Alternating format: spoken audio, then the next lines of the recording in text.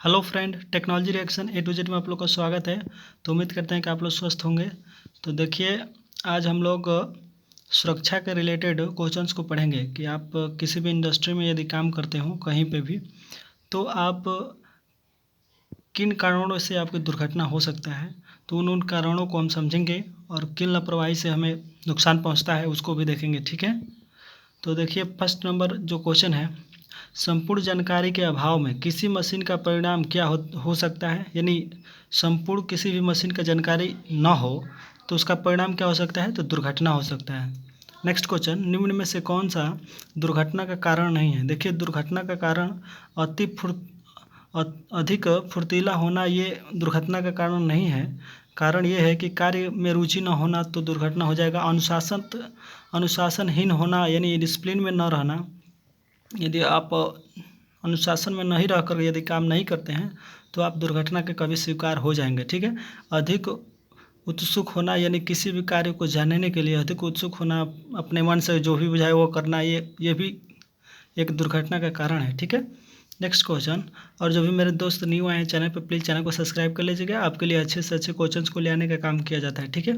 तो विद्युत संपर्क में आए व्यक्ति को छुड़ाने के लिए क्या प्रयोग किया जाता है, तो मेन स्विच को ऑफ करना चाहिए। ठीक है। ये ना कर जाकर हाथ से पकड़ के खींचिएगा। ठीक है, ऐसा ना करिएगा। विद्युतमय तार के संपर्क होने पर एक व्यक्ति को झटका लगता है। झटका लगा व्यक्ति फेंक दिया जाएगा या विद्युतमय तार के संपर्क में रहेगा। ठीक है। विद्युतमय तार के संपर्क में आए व्यक्ति के बचाव के लिए आप क्या प्रथम कदम उठाएंगे। यानी कोई व्यक्ति को तार को पकड़ा है या तो वो झटका मार कर फेंक देगा, यदि नहीं फेंकता है, यदि पकड़ा ही रहता है तो उस समय आप कौन सा कदम उठाएंगे। तो देखिए, उस समय हम ये उठाएंगे कि उसे विद्युतमय तार को पृथक्कृत करेंगे। ठीक है। यानी उससे अलग करेंगे।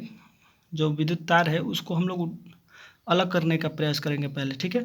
जब तक उसको अलग नहीं करेंगे, ये ना होकर जाकर पकड़ के खींच दें, ऐसा नहीं होगा। ठीक है। तो पहले तार को अलग करेंगे, उसके बाद हम लोग एक्शन लेंगे। ठीक है। एक विद्युतीय उपकरण में विद्युत स्रोत का संयोजन करने का संपूर्ण निम्न में से क्या सुनिश्चित कराना आवश्यक होता है, तो उपयुक्त में से सभी होते हैं। ठीक है। सुरक्षा के दृष्टि से फ्यूज सदैव संयोजित किया जाता है। यानी जो हमारा फ्यूज का तार होता है वो कहाँ पे जोड़ा जाता है, तो देखिए वो कभी भी जोड़ेंगे तो फ्यूज तार में जोड़ेंगे। ठीक है। फ्यूज तार को बदलते समय सुरक्षा की दृष्टि से निम्न में से क्या करना अनिवार्य है, तो देखिए मेन स्विच ऑफ करना अनिवार्य है। जब भी आप फ्यूज लगाएं तो डिस्ट्रीब्यूशन बोर्ड पे जो भी मेन जो स्विच है उसको बंद करके उसके बाद से फ्यूज को लगाएं। ठीक है, चेंजर को गिरा के।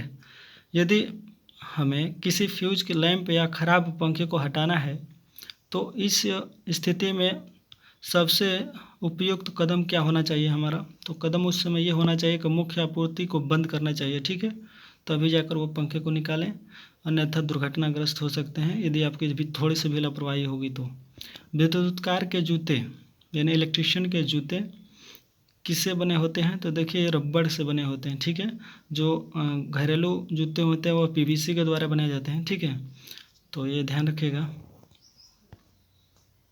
निम्न में से सुरक्षा उपकरण पीपीई की श्रेणी में आते हैं, तो ये सभी आएंगे। चश्मा आएगा, दस्ताने आएगा, सुरक्षा पेटी आएगी। ठीक है।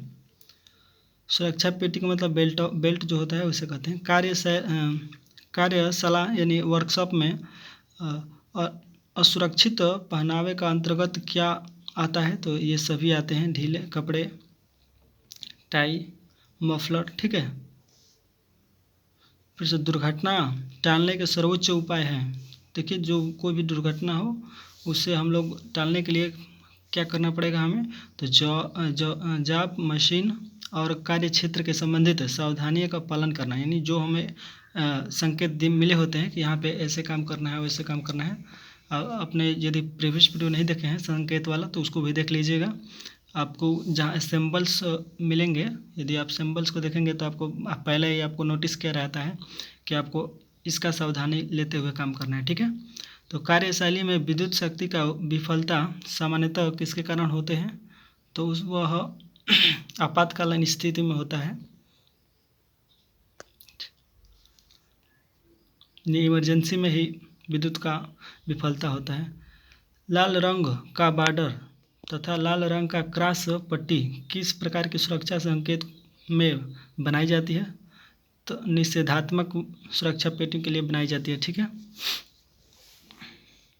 नेक्स्ट है सूचनात्मक सुरक्षा संकेत का धरातल किस आकार का होता है? तो वर्गाकार होता है। ठीक है।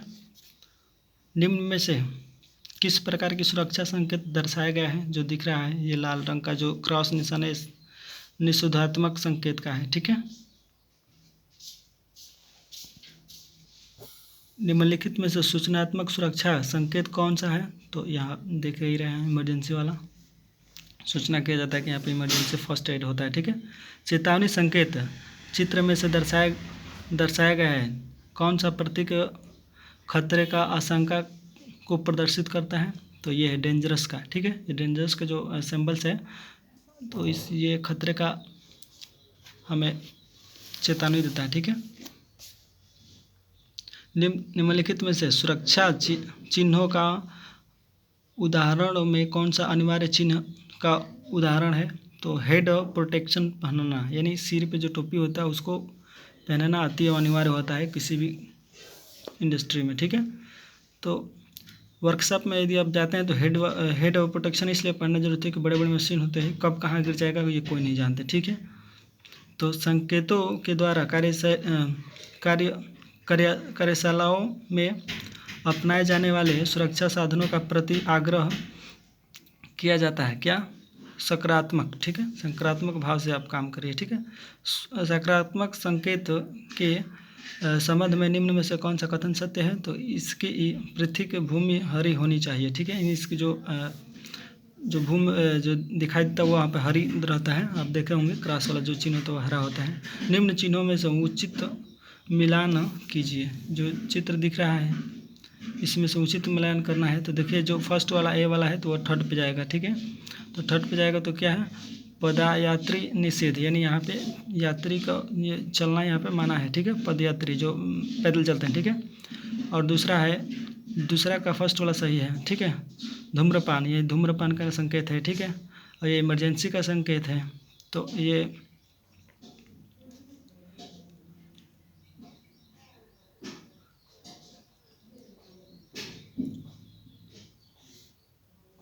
फर्स्ट ये धूम्रपान का हो गया। ठीक है। उसके बाद से थर्ड नंबर जो है चौथा सही है प्राथमिक उपचार। ठीक है। तो यानी फर्स्ट एड का हो गया इमरजेंसी वाला। फिर डी वाला क्या हो गया? तो डी वाला हमारा दूसरा हो गया, यानी आग जले तो आग को बुझाया जाता है कैसे। ठीक है। तो thank you for watching my video. जो भी मेरे दोस्त अभी तक चैनल को सब्सक्राइब नहीं किए प्लीज़ चैनल को सब्सक्राइब कर लीजिएगा। नेक्स्ट वीडियो में आगे बढ़ेंगे। वीडियो बहुत ज़्यादा लंबा हो रहा है।